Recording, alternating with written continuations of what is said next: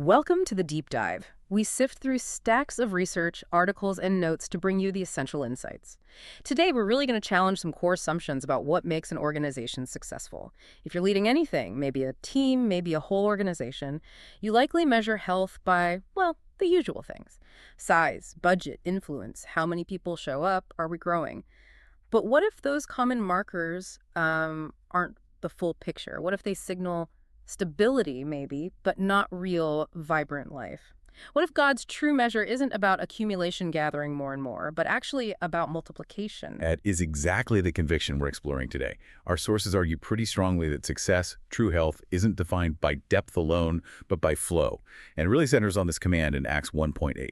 You will be my witnesses in Jerusalem, Judea, Samaria, and to the ends of the earth. Okay, so Acts 1:8, not just ancient history then. Not at all. The argument is this isn't just past instruction. It's presented as the non-negotiable spiritual DNA for any healthy community, shaping its whole purpose. So, our task today is figuring out how to make that pivot. How do we shift from just adding people, focusing on attendance and gathering towards multiplication, which means actively going and sending? It's the difference between being a reservoir and being a river. And I find this analogy really helpful, actually. A reservoir, it's deep, sure. It holds a lot. It feels safe, controllable. Organizations often like that stability. Right, because it seems predictable. Exactly. But the downside is stagnation. The life outside the immediate banks doesn't get nourished. It can become quite insular. And doesn't that often lead to burnout internally? Always asking the same core group to do more just to maintain the pool? That's a huge risk. It creates fragility. Right. Because you're not constantly bringing in new life, new leaders through that outward flow. A river, though. A river flows. It gives life wherever it goes. It inherently reproduces.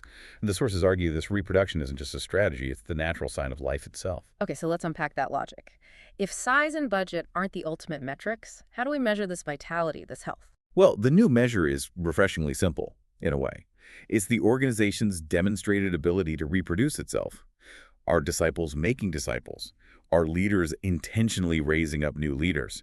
Are congregations starting other congregations? That's the metric. So it's baked into the structure of the gospel itself, not just an organizational trend. Precisely. It's presented as the inherent structural logic. And you mentioned the biblical DNA earlier. Acts 1:8 sets the trajectory. Power from the Spirit leads to witness spreading outward, local to global. The church is fundamentally sent. Right. Sent, not just stuffed. And then you have Timothy 2:2, which gives the method. Paul tells Timothy, find reliable people and trust the teaching to them, and they, in turn, will teach others. So it's an intentional chain of entrustment, not just one person teaching many, but one teaching a few who then teach others. Exactly. It's a reproducible, multi-generational model. It shifts discipleship from just consuming information to an active apprenticeship designed for, well, multiplication. This idea of being sent must connect to something bigger. You hear the term Missio DC sometimes. What does that actually mean for us? Yeah, good question. Missio Dei basically means the mission of God. The core idea is that mission doesn't start with us. It flows from God's own character and actions in the world. So we're joining something already in progress. Exactly. We get to participate in God's mission. It shifts the posture from, oh, we have to do this mission thing, to, wow, we get to join in what God is doing.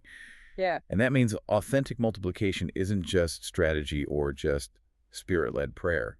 It has to be both. Deep dependence on the Spirit, yes, but also thoughtful strategic formation.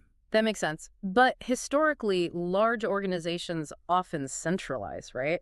Which sounds like the opposite of sending and reproducing locally. It often is. And this brings up that really sharp critique from Roland Allen back in the early 20th century. What was his main warning? Allen saw that missions models led by foreigners with centralized control and funding tended to create dependent churches. Churches that couldn't stand on their own, couldn't reproduce themselves without that external lifeline. So he was arguing for local ownership. Passionately.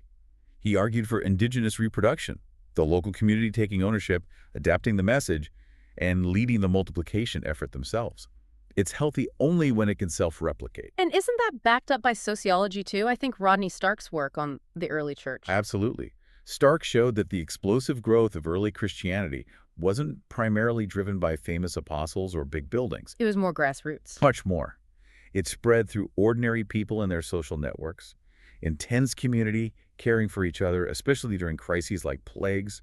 These ordinary relational practices fueled extraordinary expansion. Okay, this is fascinating. So, if we boil down this biblical and historical logic, what are the core principles, the sort of countermetrics for a multiplying organization? The first one is absolutely crucial: reproducibility over complexity. Meaning, if the core things you do require a PhD or years of specialized training, it's not going to multiply easily.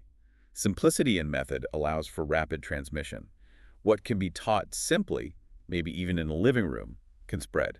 But hang on, does simplicity risk dumbing down the message or the mission? How do you maintain depth? That's a fair question. The sources stress its simplicity of method, not necessarily simplicity of content. The gospel is profound, deep. But the way we share it, the way we train someone to lead a small group, for instance, needs to be accessible, repeatable. Complexity builds dependence. Simplicity empowers ownership. Got it. Okay, principle one, reproducibility over complexity. What's next? Second, leader density, not leader celebrity. So instead of focusing everything on one charismatic figurehead? Exactly. Accumulation focus groups often do that. Multiplication focuses on raising up many leaders, maybe smaller influencers, throughout the network. It creates a dense web of capable people. Makes sense. Okay, third principle. This one sounds challenging. Cultivating ascending culture. It is challenging. It means the organization actively, intentionally releases its people. It doesn't hoard its best volunteers for internal programs. So you celebrate when people leave to start something new or go elsewhere on mission? You do. The local group is seen as a training ground, a launch pad, not a holding tank. That requires real sacrifice sometimes. And the fourth principle. Contextual adaptability. Yeah. The methods have to change and adapt to different cultures and contexts, even while the core message stays the same. You can't just cut and paste a model from, say, suburban America into urban India. Or even from one neighborhood to another in the same city sometimes. The gospel needs to be translated and embodied locally, by locals, not just imported wholesale. This all feels quite urgent. Why is this multiplication focus so critical now? Well, the sources suggest that somewhere along the line, many communities swapped multiplication for mere addition. Success became about gathering more people into the existing structure, the existing building. Filling the reservoir, basically. Right, instead of becoming a river that goes out. Multiplication is presented as the antidote to that kind of institutional stagnation. It's how the life of the community actually connects and becomes meaningful in new places with new people. Okay, let's get practical then. Let's look at the blueprint. You mentioned Acts 1.8 isn't a linear checklist. Finish Jerusalem, then Judea. Exactly. The sources frame it as simultaneous concentric ripples moving outward at the same time. Jerusalem, Judea, Samaria, ends of the earth all happening now, concurrently. Okay, break that down. Let's start at the center. Jerusalem, our home turf. This is your immediate sphere, neighbors, colleagues, the local school, your actual street. And the big danger here is what the sources call familiarity blindness. Familiarity blindness. Yeah, we're so used to our surroundings, our routines, that we stop seeing the real needs, the spiritual openness right next door. Yeah. We scroll past the people we live beside. Ouch. That hits home. So what's the remedy for that blindness? It boils down to lived witness. Yep. 3 key rhythms come up. First, presence.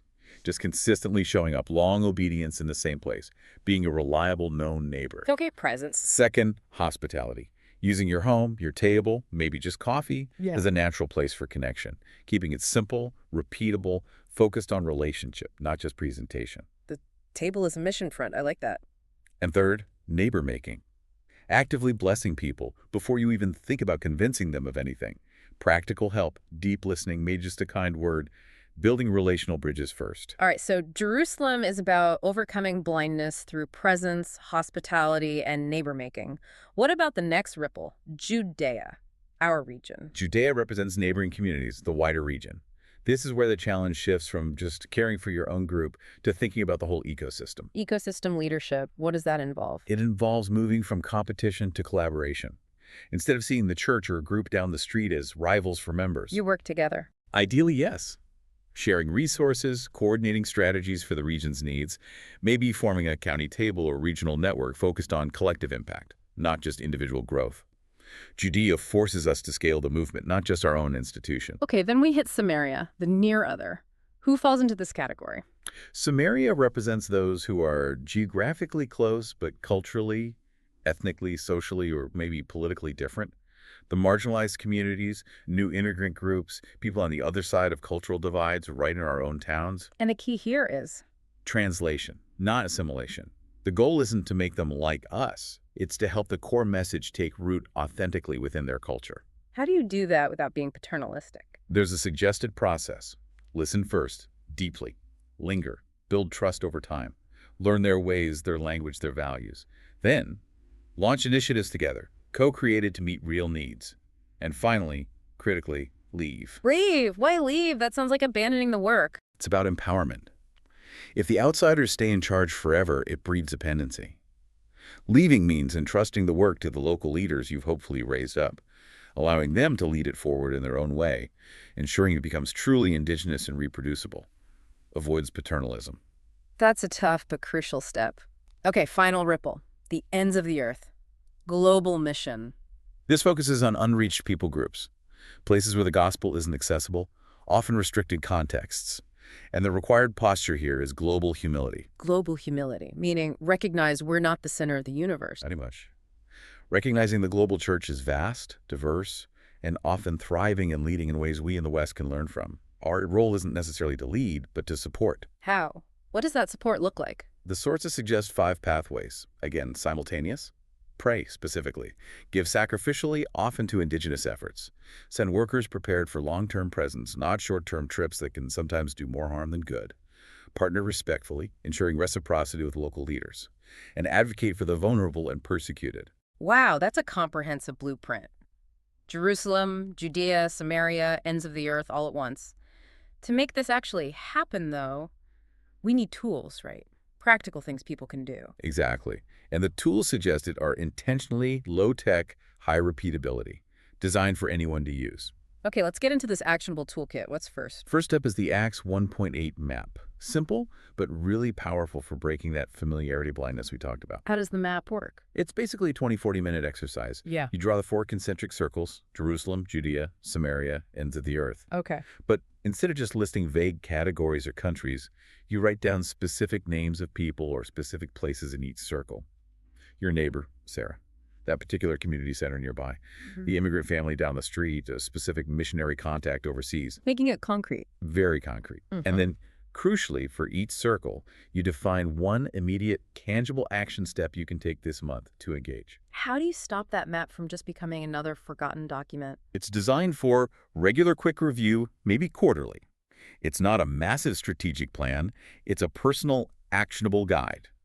Turns vague mission into specific, accountable next steps anyone can manage. Okay, Acts 1.8 map. What else is in the toolkit? The 5-minute witness drill. This is about building confidence and clarity for those everyday conversations. How does that work?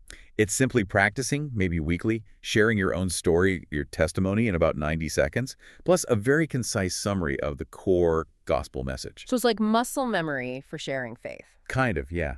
It demystifies it, makes it less intimidating. So when a natural opportunity arises, you're not stumbling over words. It makes the core message readily shareable. Good one. What about leadership? You mentioned leader density. Right. For that, there's the Send One Mentor cycle. This directly addresses the leader celebrity issue. How does the cycle run? It's a simple, short-term apprenticeship, say 90 days. One existing leader intentionally trains one apprentice on maybe 3 specific reproducible tasks. Like what kind of tasks? Could be anything core to the group's life. How to host a small gathering, lead a simple Bible discussion, organize a neighborhood service project, simple transferable skills. And the send one part. That's key. The explicit goal at the end of the 90 days is to commission the apprentice to immediately start their own cycle, mentoring someone else in those same tasks. Ah, so it's built for exponential growth. One trains one, who trains one. Exactly. It rapidly multiplies the number of capable leaders throughout the community. Leader density, not just one-star performer. Okay, that's practical. Now, the last tool sounds like the trickiest, the multiplication dashboard. How do you measure this stuff without it becoming just another numbers game? That is the tension, absolutely. Yeah. The sources emphasize this dashboard must be framed as a learning tool, not a performance metric for judgment. So what does it track? It tracks the reproducible outcomes quarterly. How many new disciples are actively discipling someone else? How many new leaders were raised through something like the Send One cycle? How many new groups or communities were started? So the focus shifts entirely. It's not how many came to our thing. How many were equipped and left our immediate circle to start something new? Or how many chains of discipleship are active? Yeah. It forces the conversation towards reproducibility.